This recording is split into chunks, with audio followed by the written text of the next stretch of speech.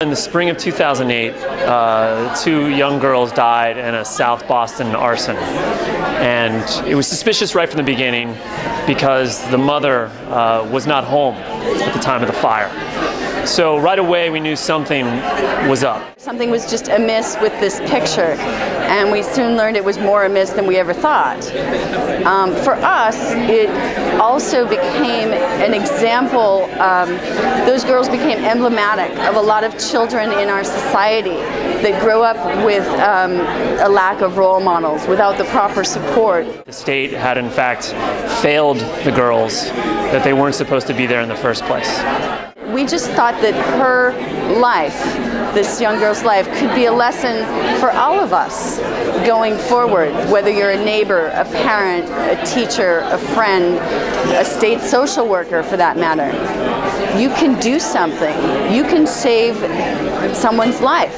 It just takes one person to step in. Well, this was a huge story in Boston. I mean, it wasn't like some little nugget in the briefs. I mean, it was a huge story covered by every newspaper and every television station, every radio station. So right away, there was that challenge. We wanted to do something much deeper than everybody else was trying to do.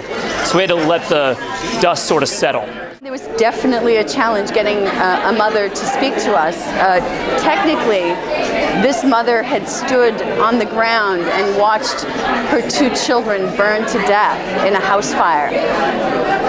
Getting someone like that to trust you, getting them to tell you not only her story but her children's story.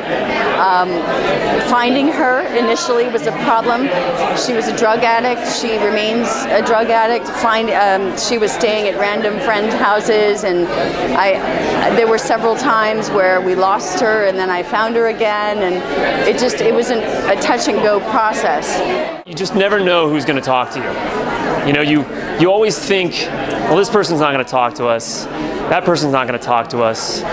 They have too much to lose. They have too much at stake. Knock on the door. Make that phone call. Write that letter. Ask them to talk. You'll always be surprised who's going to talk to you and who's not going to talk to you. To be as much like the people that you are interviewing and that you're covering as you can, meaning I'm not going to walk into the public housing projects in a business suit. I need to blend in, I need them to trust me, and in turn, I need to do right by them. I think that's really important.